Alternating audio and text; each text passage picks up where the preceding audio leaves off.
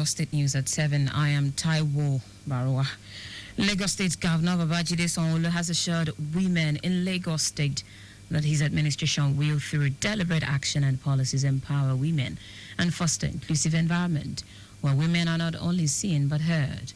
Governor Sanwo-Olu stated that at Mobolaji Johnson Arena Onikon at the 2025 International Women's Day with the theme, "Together we can forge women's equality. Collectively, we can all accelerate action."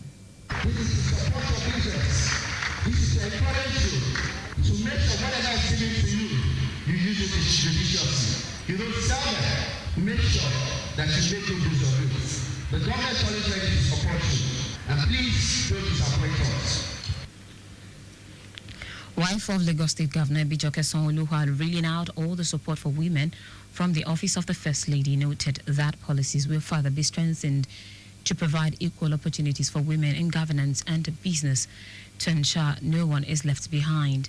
In her welcome address, Commissioner for Women Affairs and Poverty Alleviation, Bolaji Dada, commended the Sanwo-Olu administration for numerous policies and initiatives that create an inclusive society where women are empowered to be financially independent while also bridging gender gap. Dada hinted that the State Executive Council has approved the domestication of economic empowerment policy in higher institutions in the state. I call on all stakeholders, government, civil society organizations, the private sector, and individuals to work collaboratively in accelerating the actions needed to close the gender gap. We must move beyond promises to practical solutions that will empower women and uplift the vulnerable. The guest speakers at the occasion, consultant psychiatrist, Lagos State University Teaching Hospital Ikeja, Professor Lurotimi Koka, highlighted the importance of positive mental health to the well-being of women to strengthen the society, while the special advisor to the governor on climate change and circular economy, Titilayo Oshodi, noted that women must be empowered with tools, resources to be financially independent, urging them to tap into opportunities from the circular economy. Our correspondent Adiola Akindele reports that the event was attended by different women groups across the 20 local government areas and 37 local council development areas of the state, dressed in a touch of purple clothing as it coincides with the 30th anniversary of the Beijing Conference in China. The Lagos State Domestic and Sexual Violence Agency, DSVA, in partnership with Tolaram, has sensitized workers of a private cooking oil company on fostering a harassment-free workplace.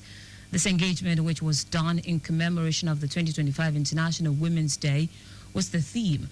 Accelerate Action was part of a two-day virtual conference aimed at driving meaningful progress towards gender equality and empowerment.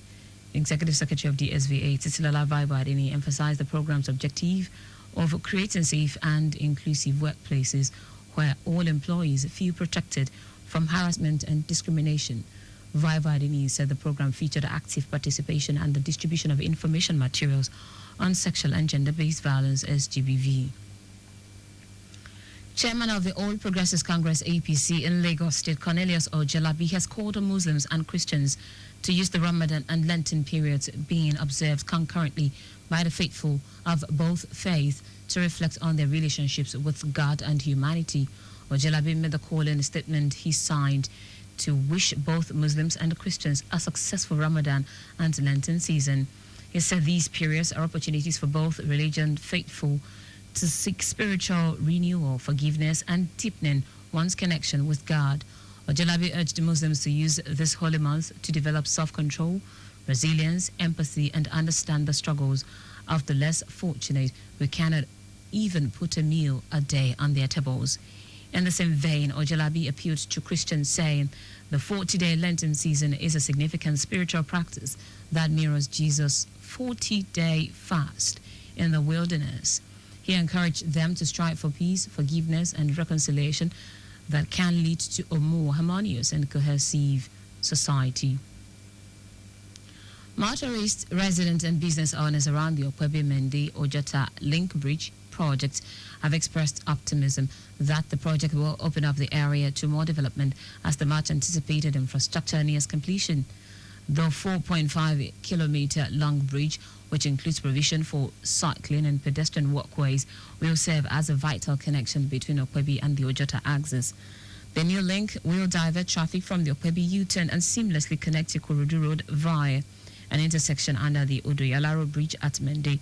Governor Babajide Sanwo-Olu recently posted on Instagram that the Okwebi-Mende-Ojota link bridge is a major milestone in his administration's commitment to tackling traffic congestion, cutting travel time, easing gridlocks and enhancing connectivity for thousands of Lagosians daily.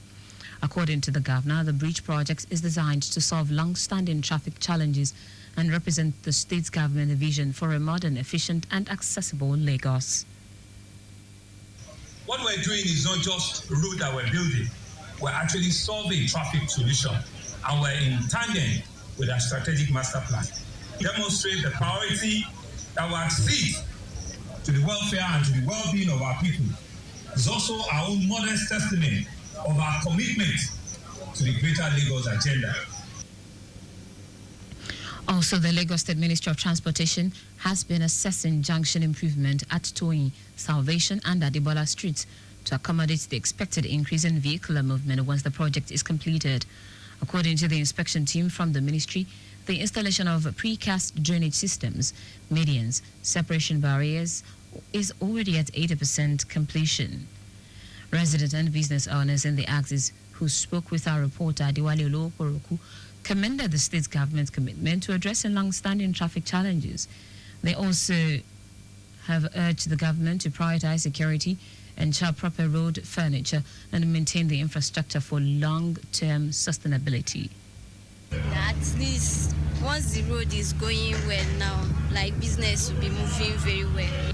A lot of people will benefit though, honestly, because even when looking at the road, the link road, it will be easier for some of us, some people that are living at Ikeja, and we that are doing business around. Development and that have beneficial consequences. This one is one of them. This one, I believe that after completion of this road, look at the place. It's very beautiful. The road will decongest traffic. It's very beautiful. It's very nice. I like it.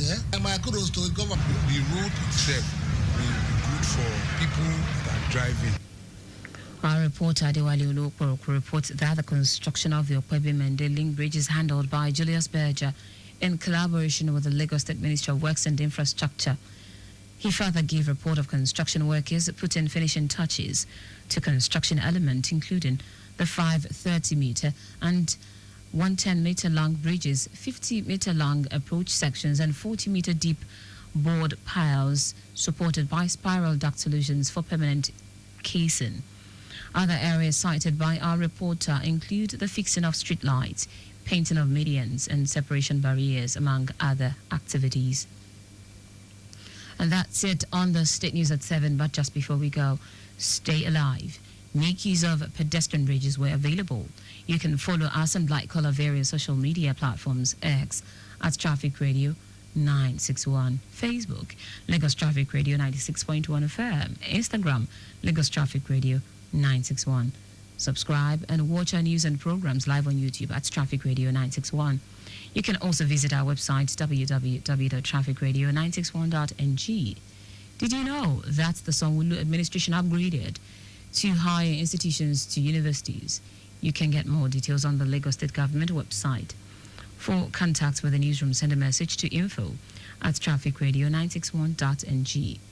That ends the news broadcast compiled by Adewale Olokoroku. I am Taiwo. Good evening and thank you for listening.